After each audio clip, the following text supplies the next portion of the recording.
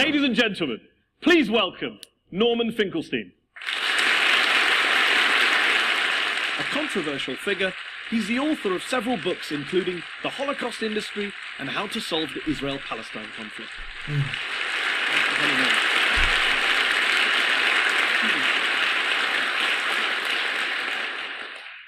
Norman, your new book is called How to Solve the Israel Palestine conflict.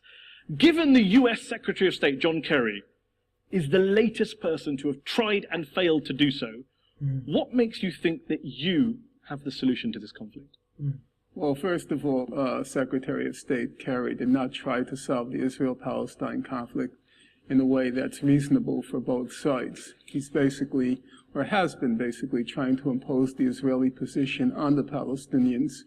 My own view is there's a reasonable possibility for solving the conflict. There's enough international support for it. There's enough popular support for it. And now the key is for the Palestinians themselves to mobilize in favor of that international consensus. Which is? Basically, it's とりあえず、いや、もう、少し見ていきましょう。 what's been for the past 30 years. It's two states in the June 67 border and what's called a just resolution of the refugee question. The Palestinians, as you well know better than me, first said that they would back a two-state solution back in 1988. Since then, over the last quarter of a century, we've had the Madrid Conference, the Oslo Accords, the Wye River Memorandum, the Camp David Summit, the Taba Summit, the Roadmap, the Annapolis Conference, and lately, the John Kerry Plan. None of them managed to bring about a two-state solution, and yet you say that's the most likely option. In what fantasy world is this two-state solution ever going to happen? There's a huge reservoir of support for the Palestinians, and the reservoir has now extended. It includes, for example, I think, large segments of the American Jewish community, which has grown disaffected from the state of Israel, and there are real possibilities of reaching American Jews as well. Let me read to you what Professor Rashid Khalidi of Columbia University, one of the world's leading Palestinian intellectuals, he says the two-state solution is now, quote, Wizard of Oz stuff, and that people on the pro-Palestinian side, like yourself, who still cling to a two-state solution, he says, quote, need to have their heads examined. Well, if that were the case, then you'd have to say there's no possibility for any reasonable resolution of the conflict, because if the two-state settlement as it's supported by the international community, if that is Wizard of Oz stuff, then one state is man on the moon stuff. So you have two possibilities right now. There is the two states as has been embraced by the international community, and then there's what you might call at this point the Kerry initiative, namely imposing Israel's bottom line, the Palestinians. One state is not part of the debate. Many people would argue that the two-state solution, yes, you can vote on it every year in the UN Assembly, you can win over American Jewish support, but the reality is that the facts on the ground have rendered it impossible, unviable. There are now too many Israeli settlements, too many Jewish settlers, too many Palestinians, all stuck living together in the West Bank, in East Jerusalem, and it's too late to disentangle. It's too late to unscramble the omelette. The Palestinians, during what were called the Annapolis negotiations in May 2008, they did present what were, I would say, were very reasonable maps. They presented a map, for example, which showed Israel can keep 60% of the settlers in place, 60% of the settlers in place in 2% of the West Bank.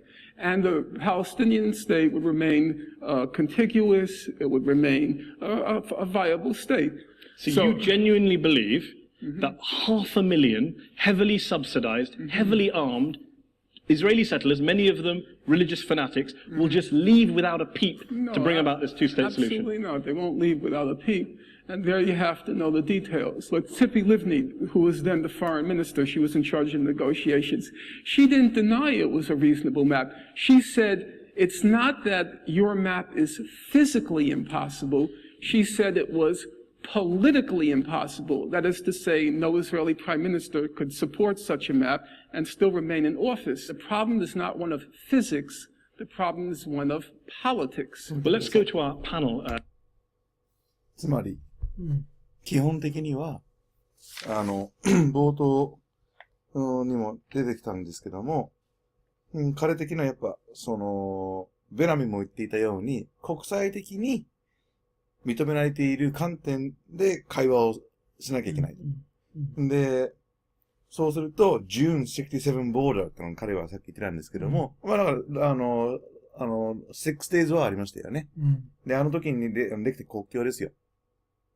あれに基づいて、交渉するべきだと。ベナミはさ、47年のボーダーって言ってたよね。いや、まあ、ベナミは、まあ、47年って言ってましたけど、67年で第三次中東戦争。そう、そのポイントはですよ。ベナミが言いたいのは47年が正しいというか、47年についてが基本なんですけど、国際的に、認められたという観点ではその47年が正しいんですが、じゃあ48だ。失礼。48年が正しいんですが、アラブが納得しなかったんで、戦争になりましたよね。で、アラブ、つまり、オフィシャルに世界的に認められ、納得できるのは、67年であると。で、アビシュレイムも67年と言ってます。で、67年までは民主的に動いていましたっていうふうに言ってます。67年以降に、この入植活動が、活発になり、不公平な話に動いています。で、だから、ポピュラーなのは、やっぱり、67年なんですね。国際的には、48年なんですけれども、結局、戦争をした後、なんていうんですかね。ただ47年、48年の時って、すんごい、土地の形がおかしかったんですよね、確かね。だから現実的じゃないと思います。だから、67年が一番まともになるんじゃないですかね。で、何にしても、two states on June 67っていうのがノルマンの言ってることであり、で、ツーステートって何度も出てくるけど、彼らはやっぱりツーステートを支持してるの、彼は。そうですね。そうですね。two state を支持しています。もう、だって、現状、だからone stateって言ったら、なんだっけな。ここで言ってたら、なんだっけな。if two state is supported by international でもって、67年が、あと国際的にもだからサポートが入ってるわけですよね。で、もしこれが Wizard of Oz stuff って言ってるんですけども、要するに、Wizard of Oz って、オズの魔法使いってありますよね。だから今、ああいう魔法。なんで、ウィズの魔法使いの言葉出てきたの？つまり、非現実的っていう表現です。あ、そういう意味ね。で、魔法がないとできないようなっていうそういう意味ね。意味に対して、ノルマンは、もしね、two state が Wizard of Oz だったら、one state は Man on the Moon stuff っていう風に表現してます。さらにね、難しい。だから、できない、ありえないでしょって。もし、two state できないんだったら one state ありえないよっていうのが、彼が言ってるわけです。で、So you have two possibilities って言ってますね。